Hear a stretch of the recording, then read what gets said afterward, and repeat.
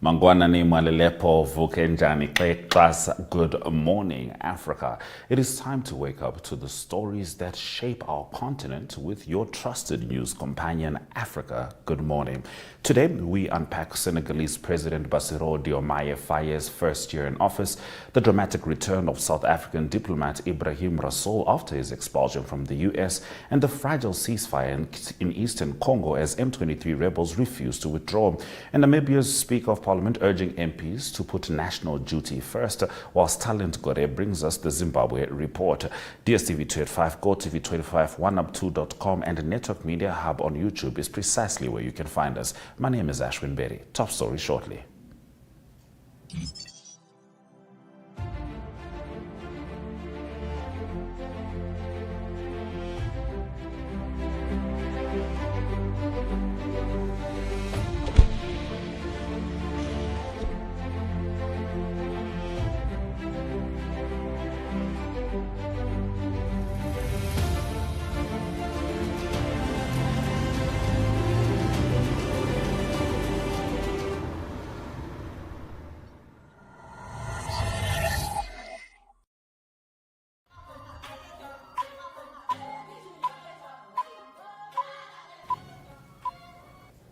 This is Africa. Good morning. Let's get into the top stories. 1 year since his historic election, Senegalese President Bassirou Diomaye Faye's record is a blend of progress and unmet expectations. Alongside Prime Minister Ousmane Sonko, he promised economic reforms, a crackdown on corruption, and food sovereignty. While supporters remain confident in his vision, critics argue that his government lacks ambition and has yet to deliver on key promises, such as job creation for the youth. Faye has taken steps to reduce food inflation, ordered the previous administration, and revitalize agriculture. But the opposition insists these efforts fall short of the ambitious Senegal Vision 2050 plan. Meanwhile, his administration has focused on cleaning up governance, cutting waste, and strengthening the judiciary, with analysts acknowledging some progress. As the second year in office begins, the Senegalese people expect more, particularly in social and economic development. We'll certainly be keeping an eye. Ebrahim Rasool, the South African ambassador expelled from the U.S. following tensions with Donald Trump's administration, returned home on Sunday to a hero's welcome at Cape Town International Airport, where supporters praised his service. Rasool, 62, was declared unwelcome after Secretary of State Marco Rubio labeled him a race-baiting politician who hates America, in response to his remarks that Trump was mobilizing a supremacism amid the shifting U.S. racial demographics. Defending his comments, Rasool insisted he sought to alert South African leaders to a changing diplomatic landscape, rejecting the old approach to U.S. relations. His expulsion marks a rare diplomatic move as U.S.-South Africa ties continue to deteriorate, particularly after Washington cut aid in response to South Africa's land reform policy, which allows land seizure without compensation at points. The South African government has denied claims of racial discrimination, and Rasool, who previously served as ambassador from 2010 to 2015 under Barack Obama, lamented that he could not challenge Trump's policies before his removal. A fragile ceasefire in eastern Congo is at risk as Rwandan-backed M23 rebels remain in the strategic town of Walikale, reneging their pledge to withdraw and accusing the army of violating its commitments. The ceasefire, briefly raising hopes for renewed diplomatic efforts, now appears on the verge of collapse less than 48 hours after both sides agreed to stand down. The conflict, driven by Rwanda's 1994 genocide legacy and control over mineral wealth, has resulted in rebel occupation of key cities, thousands of deaths, and fears of a wider regional war. M23 spokesperson Lawrence Kanyuka accused Congolese forces of failing to withdraw attack drones, calling it a major obstacle to peace efforts. Residents of Walikale confirmed the rebels had not left. Meanwhile, peace talks remain elusive, with Angola withdrawing as mediator after M23 pulled out of scheduled negotiations in protest to EU sanctions. Angola, frustrated by a surprise Qatar-brokered meeting between Congo's President Felix Tshisekedi and Rwanda's Paul Kagame, announced that another African country would take over its mediation role. We now swing to Namibia. Namibia's National Assembly Speaker Sarah Kuongelwa Amadila urged newly elected members of parliament to focus on their legislative responsibilities and set aside personal differences or other distractions. She emphasized the importance of unity and dedication in serving the nation effectively. Commence with our parliamentary work to empower us with information that is required to aid us to effectively discharge our duties and responsibilities as members of the National Assembly. I'm pleased to see that the program of the workshop covers a wide range of important issues that are relevant to the administration of our mandate as a parliament and also that are relevant to the operation of parliament as an institution. I wish to thank the stakeholders who are here to share their valuable insights through presentations, as well as our staff from the Parliamentary Secretariat. It is critical that all MPs take time to attend this workshop, and I am pleased by the outcome that I see, so that we all get the necessary information to help us to go about our work, which requires that we navigate through legal provisions, operational policies, and rules.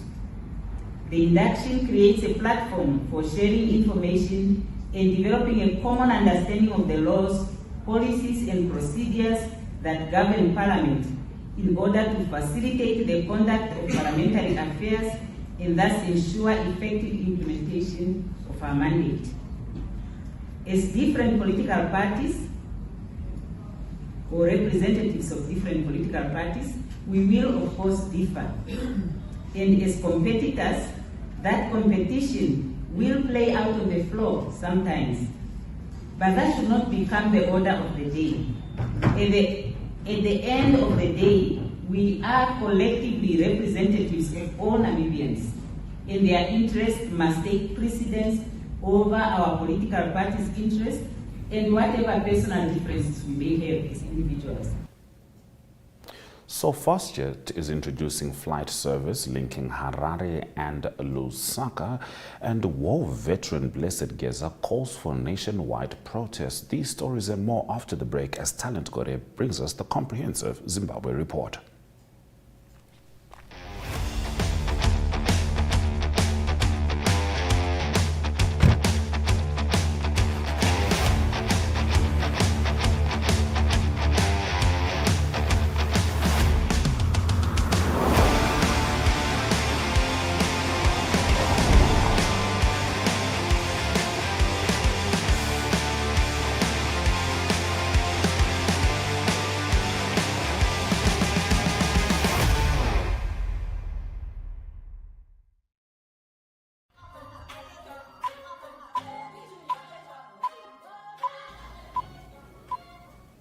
Today, we do what we like to do on a Tuesday, which is get the latest news stories shaping Zimbabwe, and Talent Gore is here to give us the latest. Talent Wamkase.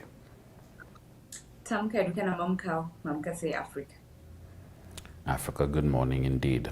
FastJet has introduced flight services linking Harare and Lusaka. Tell us more. Yes, award-winning air carrier FastJet has launched a new scheduled flight service connecting Zimbabwe and Zambia's capital cities of Harare and Lusaka. The routes, according to the air carrier, will commence on April 9, 2025, operating 3 times a week, which is on Monday, Wednesday, and Fridays. FastJet Zimbabwe spokesperson Dawana said they were delighted to introduce a route between the two regional cities. Zimbabwe and Zambia have a symbiotic relationship that cuts across multiple sectors, and the introduction of this route attests to FastJet's commitment and contribution to further economic and social development of Zimbabwe and Zambia.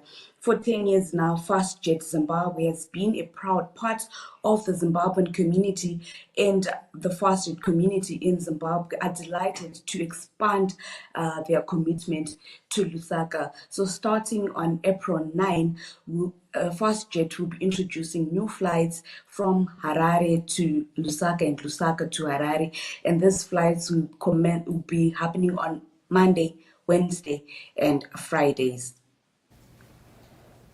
All right, Talent, moving on. War veteran Blessed Geza calls for nationwide protests and alleges high-level corruption, whilst Information Minister Jenfan Muswere slams Geza, saying the March 31 protests will be quashed. Yes, fugitive war veteran Blessed Geza was previously sought by authorities for allegedly inciting violence and undermining the president's authority. Has resurfaced again with a series of explosive allegations against top government officials. Geza vanished nearly a month ago after holding a press conference rubbishing President Emmerson Mnangagwa, and in his latest video, Blessed Geza was seen wearing military camouflage, accused President Emmerson Mnangagwa, ZANU-PF spokesperson Chris Muchangwa, and Senate President Maboj Nomona of engaging in high-scale corruption and ganging up on Vice President Constantino Chiwenga. He further called for nationwide protests to demand accountability and systematic change. He said Zimbabweans should feel aggrieved by President Emmerson Mnangagwa's corrupt leadership and should heed in his call for demonstrations. However, government spokesperson, Information and Publicity Minister Jenfan Muswere has slammed war veteran Blessed Geza for allegedly grandstanding, adding that the protest that he's calling for on March 31st will be squashed, and government is ready to roll out the police and the army to protect civilians, to protect Zimbabweans. And they have said that the government has said that everyone should go to work on March 31st, and they should not take part on the demonstrations which are being called for by war veteran Blessed Geza. All right, now journalist Blessed Mhlanga faces more jail time after his bail application was denied. Yes, High Court Judge Justice Gibson Mandaza on Friday denied an application for bail by HSTV senior journalist Blessed Mhlanga. Blessed Mhlanga right now is facing charges under Section 164 of the criminal law, and he was arrested on February 24 after handing himself over to the police, and he's being accused of unlawfully recording a video of Blessed Geza, a war veteran and fierce critic of President Emmerson Mnangagwa. And he's also being charged for allegedly distributing it on YouTube via Heart and Soul Broadcasting Services channel. He has been in remand prison since February 24. He has been trying to get out. He has been applying to the High Court through the magistrate courts for his bail application, but all of his efforts have been fruitless as these have been denied. Right now, the High Court has denied him bail, and they said that he is not a flight risk, but if he is released on bail, he might interfere with state witnesses. So right now, he is still in prison whilst waiting for his trial date. All right, Talent. Now, this is a story we reported on last week, but we definitely need the Zimbabwe perspective. Kirsty Coventry became the first woman and first African to lead the International Olympic Committee. Yes, Zimbabwe's Kirsty Coventry will become the first woman to hold the most powerful role in sports, having been elected the 10th International Olympic Committee president at a meeting in Greece. The Zimbabwean sports minister and double Olympic swimming champion is also the first African, and at the age of 41, the youngest person to take up the position. She beat 6 other candidates in the vote in Greece on Thursday.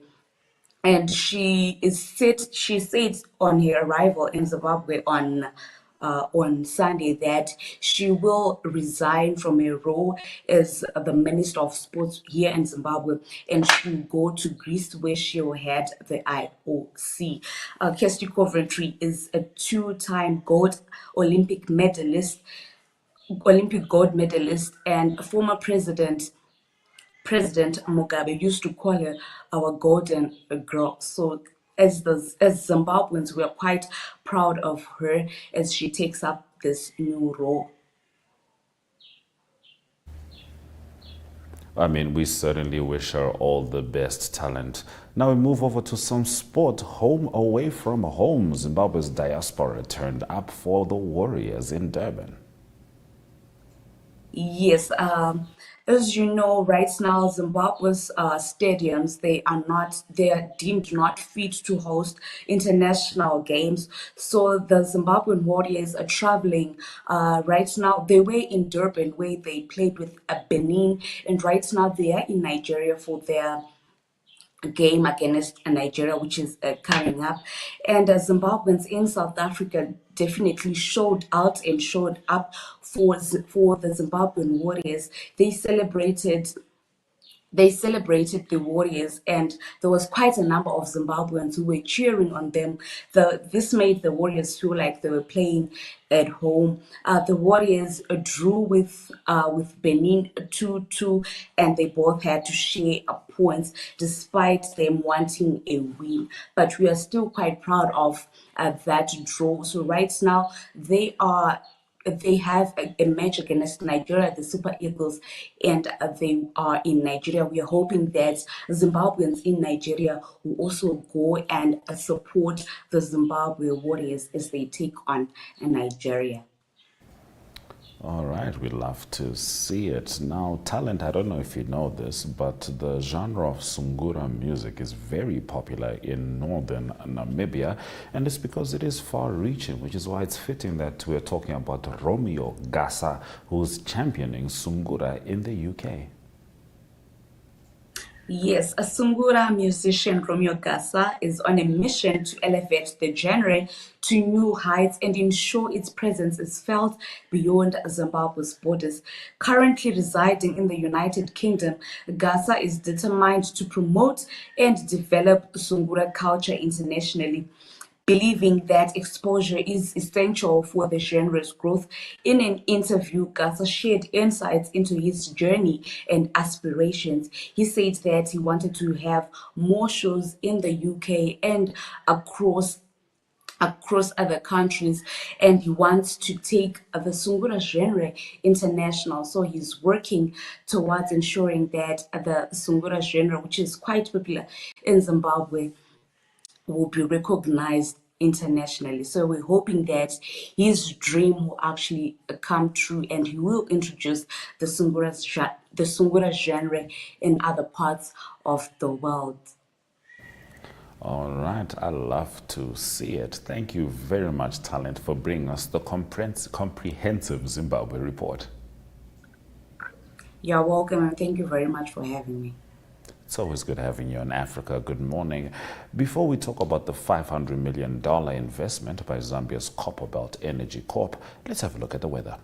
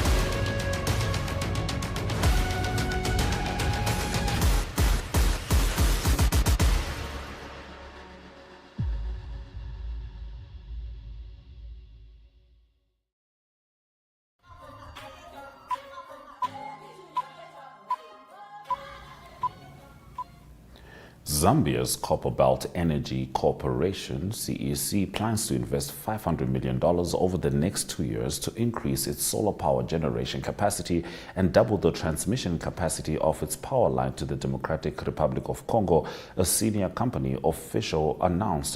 As the sole operator of the electricity transmission link between Congo and the Southern African power pool, CEC plays a crucial role in facilitating cross-border power trade in the region. The planned investment aims to enhance energy security, support industrial growth, and meet rising electricity demand both Zambia and Congo. With an increasing focus on renewable energy, CEC's expansion into solar power aligns with broader regional efforts to diversify the energy mix and reduce dependence on fossil fuels. The company's transmission infrastructure upgrades are expected to boost power reliability and economic cooperation between the two neighboring nations, strengthening their participation in the regional energy market. Let's have a look at the economic indicators before we return to say goodbye.